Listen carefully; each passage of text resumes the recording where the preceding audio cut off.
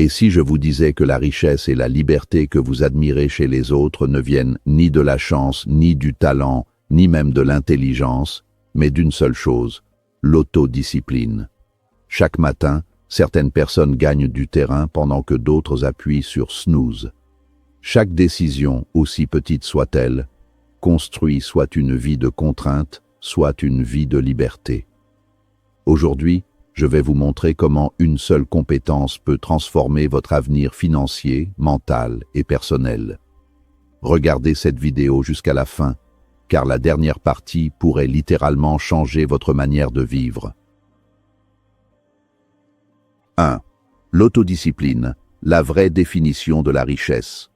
Lorsqu'on évoque la richesse, l'esprit humain a tendance à se projeter immédiatement vers des images de comptes bancaires bien garnis, de biens immobiliers prestigieux ou de signes extérieurs de réussite matérielle. Pourtant, cette vision n'est que la surface d'un océan bien plus profond. La véritable richesse ne prend pas racine dans le monde extérieur, mais dans le sanctuaire intérieur de l'individu.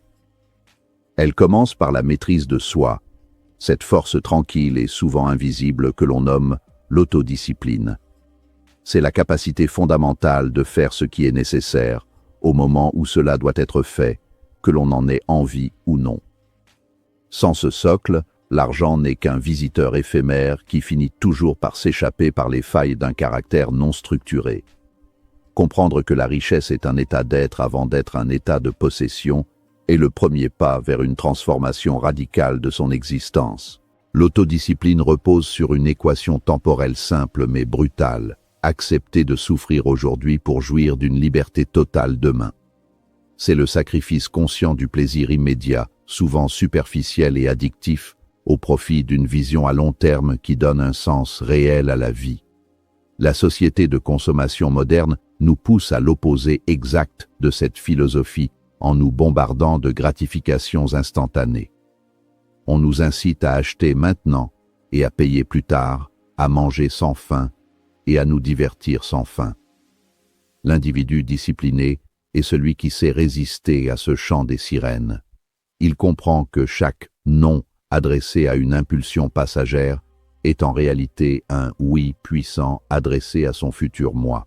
C'est dans ce renoncement volontaire que se forge le caractère des bâtisseurs, car ils savent que la patience est le terreau fertile de la prospérité durable. Les personnes qui atteignent une véritable indépendance financière commencent par discipliner ce qu'elles ont de plus précieux, leur temps et leur énergie. Avant même de posséder leur premier million, elles possèdent déjà des habitudes de millionnaires. Elles traitent chaque heure comme un capital à investir plutôt que comme une ressource à gaspiller. Là où l'indiscipliné se laisse porter par le courant des événements, l'homme ou la femme de discipline trace son propre sillage. Cette rigueur s'applique à la santé physique, à l'apprentissage continu et à la gestion des émotions. En structurant leur quotidien de manière millimétrée, ils créent un environnement propice à la croissance. Ils ne cherchent pas à avoir plus, mais à devenir davantage, sachant que l'abondance matérielle n'est que le reflet inévitable de leur expansion intérieure. La réalité est que l'argent sans discipline est un poison lent. On observe souvent des gagnants de loterie ou des héritiers qui, malgré des sommes colossales, finissent par tout perdre en quelques années. Pourquoi? Parce que leur structure mentale n'est pas capable de contenir et de diriger cette énergie financière. À l'inverse, un individu doté d'une autodiscipline de fer peut partir de rien, de l'indigence totale, et ériger une fortune monumentale. Pour lui, le manque d'argent n'est qu'une situation temporaire, tandis que le manque de discipline est un handicap permanent. La discipline est le multiplicateur de force qui transforme les petites actions répétées en résultats exponentiels. C'est la différence entre celui qui attend une opportunité et celui qui se prépare chaque jour à la saisir lorsqu'elle se présentera. En fin de compte, l'autodiscipline est la monnaie spirituelle avec laquelle on achète sa destinée. Elle permet de construire une confiance en soi inébranlable, car chaque promesse tenue envers soi-même renforce l'estime de soi. La richesse véritable est cette certitude de pouvoir surmonter n'importe quel obstacle grâce à la force de sa volonté. Ce n'est pas ce que vous possédez dans votre coffre-fort qui définit votre valeur, mais votre capacité à rester maître de vos choix face au vent contraire de la tentation et de la paresse. En cultivant cette vertu, vous ne devenez pas seulement riche financièrement, vous devenez riche d'une souveraineté personnelle que personne ne pourra jamais vous retirer, pas même une crise économique ou un revers de fortune. 2. Pourquoi l'autodiscipline bat le talent? Le monde est parsemé de génies déchus et de prodiges oubliés qui n'ont jamais dépassé le stade de la promesse. Le talent, bien que séduisant et souvent célébré, n'est en réalité qu'une graine dont la germination dépend entièrement du climat de la discipline. Sans arrosage quotidien, sans protection contre les intempéries de la distraction et sans le soin constant de l'effort, le talent flétrit et meurt. On peut être né avec des prédispositions exceptionnelles pour la musique, les affaires ou le sport, mais si l'on ne se soumet pas à la rigueur de l'entraînement, ces dons naturels restent stériles. Le talent sans discipline est une forme tragique de gaspillage, car il crée l'illusion que le succès est un droit acquis alors qu'il reste, en réalité, une conquête quotidienne. À l'opposé, l'histoire regorge de récits inspirants de personnes aux capacités ordinaires qui, par la seule force de leur persévérance, ont surpassé ceux qui étaient initialement mieux dotés qu'elles. Pourquoi la discipline finit-elle toujours par l'emporter sur le talent brut? La réponse réside dans la constance. Le talent est souvent capricieux. Il dépend de l'inspiration, de l'humeur ou du contexte. La discipline, elle, est une machine de guerre qui fonctionne par tous les temps. Celui qui s'entraîne chaque jour, même lorsqu'il se sent fatigué ou démotivé, finit inévitablement par acquérir une expertise technique et une résilience mentale que le talent seul ne peut jamais offrir. La constance bat l'intensité parce qu'elle permet l'accumulation de petits progrès qui, par l'effet des intérêts composés, produisent des sommets inaccessibles aux sprinteurs indisciplinés. Le succès n'est pas le résultat d'une action héroïque et isolée, mais de la répétition monotone et presque invisible de gestes simples. Les grands empires financiers ne se bâtissent pas sur un coup de chance, mais sur des milliers de décisions correctes prises jour après jour. C'est ici que le talent devient un piège. Il donne l'illusion qu'on peut sauter les étapes. L'individu talentueux peut réussir rapidement au début, ce qui le rend souvent arrogant et paresseux. Il néglige les bases, ignore les détails et finit par être rattrapé par celui qui, moins doué au départ, a méticuleusement construit ses fondations.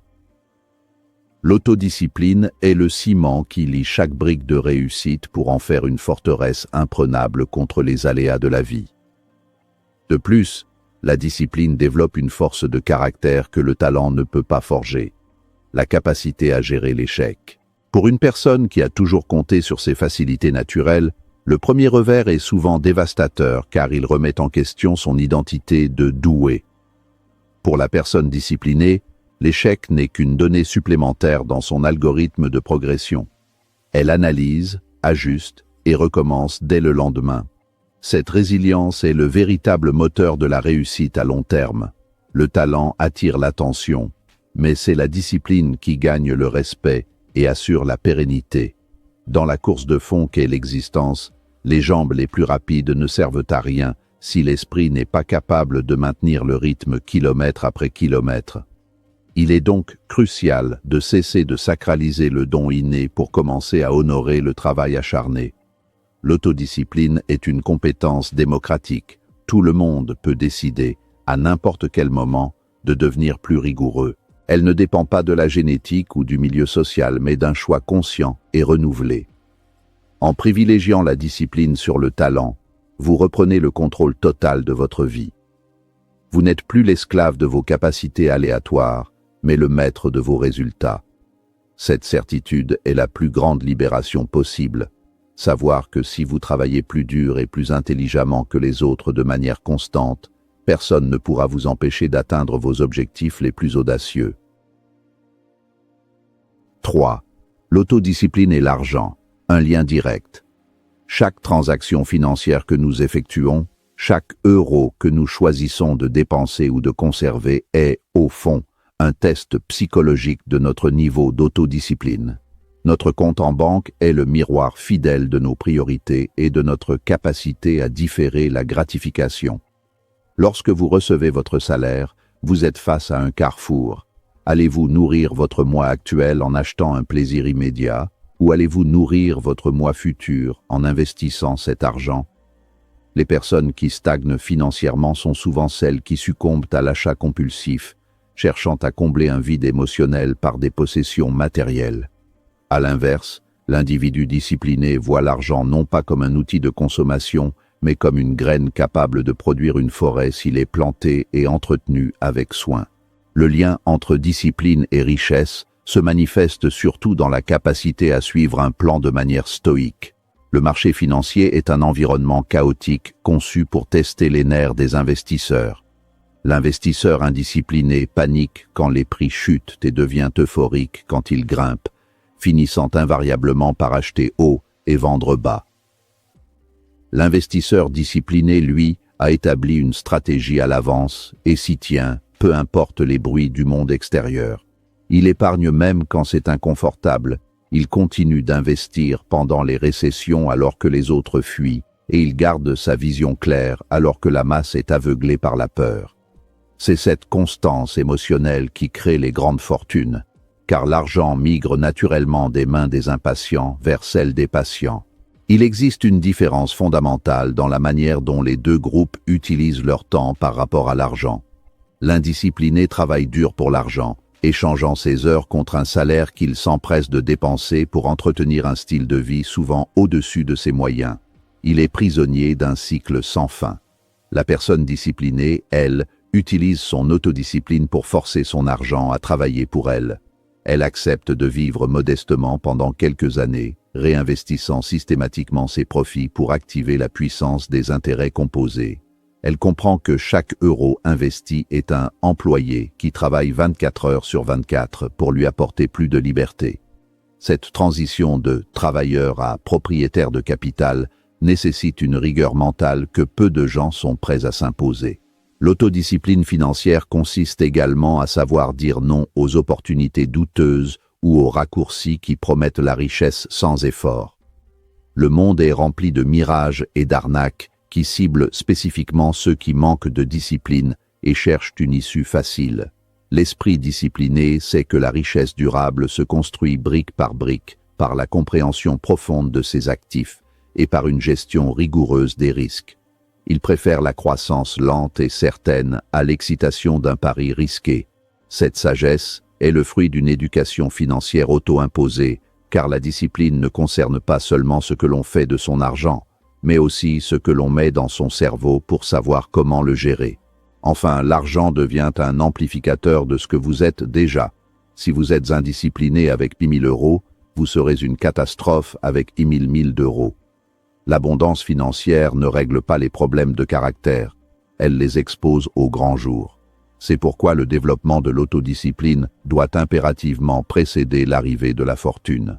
En apprenant à gérer de petites sommes avec rigueur, en évitant les dettes de consommation et en planifiant chaque dépense, vous préparez le terrain pour accueillir des flux financiers plus importants. La discipline est le réservoir, l'argent est l'eau. Si le réservoir est percé, peu importe la quantité d'eau que vous y verserez, il finira toujours par se vider. Construisez d'abord le réservoir. 4. L'autodiscipline crée la liberté, pas la prison.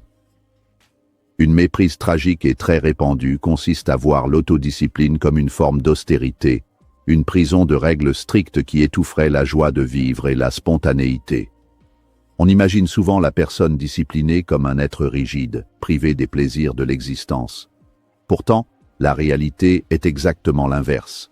C'est l'indiscipline qui est la véritable prison. L'homme qui ne peut pas contrôler ses impulsions alimentaires finit prisonnier de son corps malade. Celui qui ne peut pas contrôler ses dépenses finit prisonnier de ses dettes et d'un travail qu'il déteste. Celui qui succombe à ses addictions perd sa liberté de choix. L'indiscipline nous rend esclaves de nos désirs les plus bas, tandis que la discipline nous élève au rang de maître de notre destinée. La discipline est en fait la clé de voûte de toutes les libertés réelles.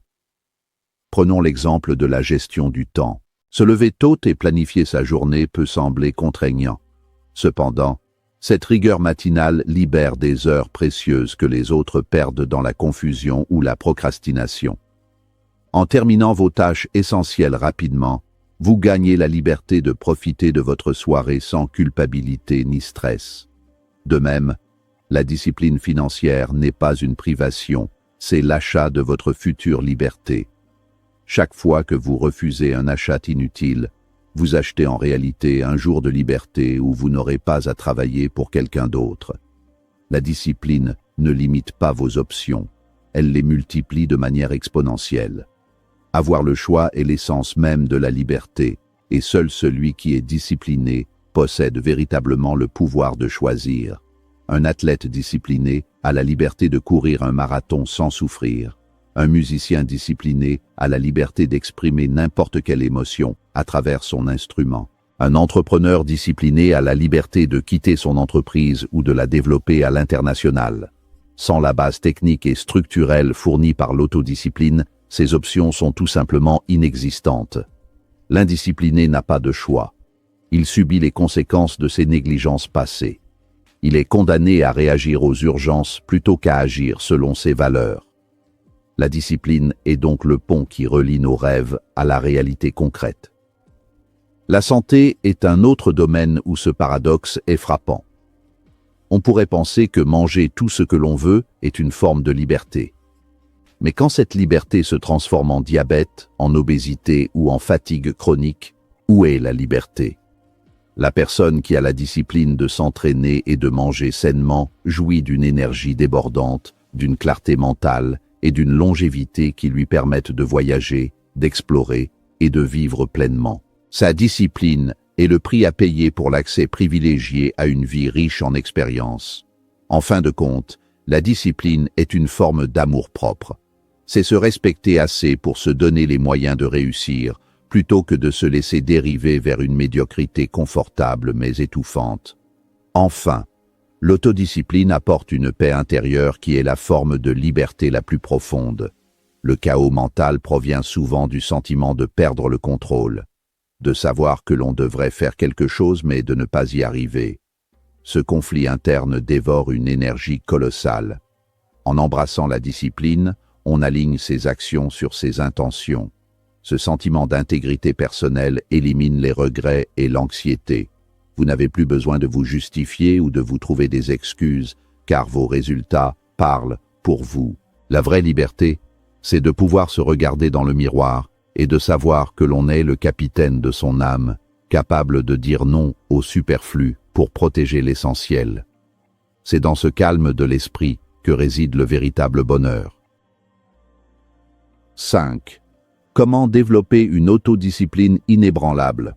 Le développement de l'autodiscipline n'est pas un événement soudain, mais un processus de renforcement musculaire de la volonté. Il est inutile et même contre-productif de vouloir transformer radicalement toute sa vie en une seule nuit. Le secret réside dans le principe des petits gains marginaux. Commencez petit, mais commencez maintenant. Choisissez une seule habitude, aussi insignifiante soit-elle, comme faire votre lit chaque matin ou boire un verre d'eau au réveil, et tenez-vous-y rigoureusement. Ce n'est pas l'action elle-même qui compte, mais la promesse tenue envers vous-même.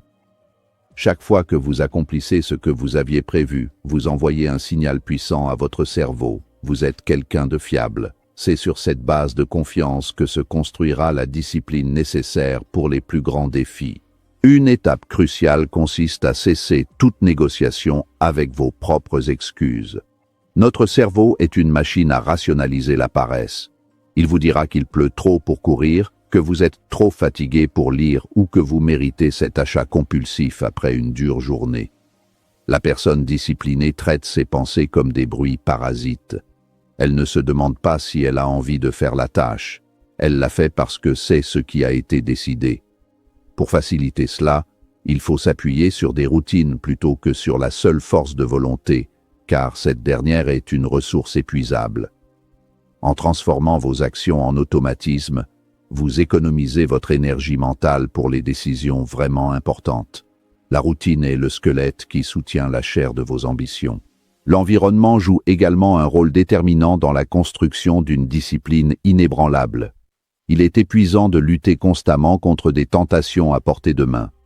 Si vous voulez épargner, automatisez vos virements vers vos comptes d'investissement dès le jour de votre paye. Si vous voulez manger sainement, ne gardez pas de nourriture industrielle dans vos placards. Si vous voulez travailler efficacement, éloignez votre téléphone portable de votre bureau. En éliminant les distractions à la source, vous facilitez le choix de la discipline. Parallèlement, entourez-vous de personnes qui possèdent déjà la rigueur que vous recherchez. Nous sommes la moyenne des 5 personnes que nous fréquentons le plus. La discipline est contagieuse, tout comme la négligence. Il faut également apprendre à embrasser l'inconfort comme un signe de croissance. La plupart des gens fuient à l'effort ou la douleur, mais l'individu discipliné sait que c'est précisément là que se trouve la récompense. Chaque fois que vous faites cet appel de vente difficile, chaque fois que vous restez concentré sur un projet complexe alors que vous avez envie de naviguer sur les réseaux sociaux, vous musclez votre autodiscipline. Voyez ces moments de tension non pas comme des obstacles, mais comme des opportunités d'entraînement. Avec le temps, ce qui semblait autrefois insurmontable deviendra une seconde nature. Votre seuil de tolérance à l'effort augmentera, vous plaçant mécaniquement au-dessus de la concurrence qui s'arrête dès que les choses deviennent ardues. Enfin, rappelez-vous que chaque journée est un scrutin où vous votez pour la personne que vous voulez devenir. Chaque choix discipliné est un bulletin déposé dans l'urne de votre succès futur. Ne vous flagellez pas si vous trébuchez un jour, mais assurez-vous de ne jamais rater 2 fois de suite. La constance ne signifie pas la perfection, mais la persévérance. Visualisez régulièrement le prix de l'indiscipline, les regrets, la dépendance, l'instabilité financière, et comparez-le aux fruits magnifiques de la maîtrise de soi. La discipline est un investissement dont les dividendes sont payés en fierté, en liberté et en prospérité. En cultivant cette force intérieure, vous ne changez pas seulement vos habitudes, vous redéfinissez totalement votre destinée. L'autodiscipline n'est pas une punition, c'est un acte d'amour envers votre futur. Elle construit la richesse que personne ne peut vous voler et la liberté que personne ne peut vous enlever. Commencez aujourd'hui, pas demain, pas quand vous serez prêt, maintenant. Parce que la vie que vous voulez est de l'autre côté de la discipline que vous évitez. Et la question est simple, allez-vous continuer à regarder ou allez-vous agir ?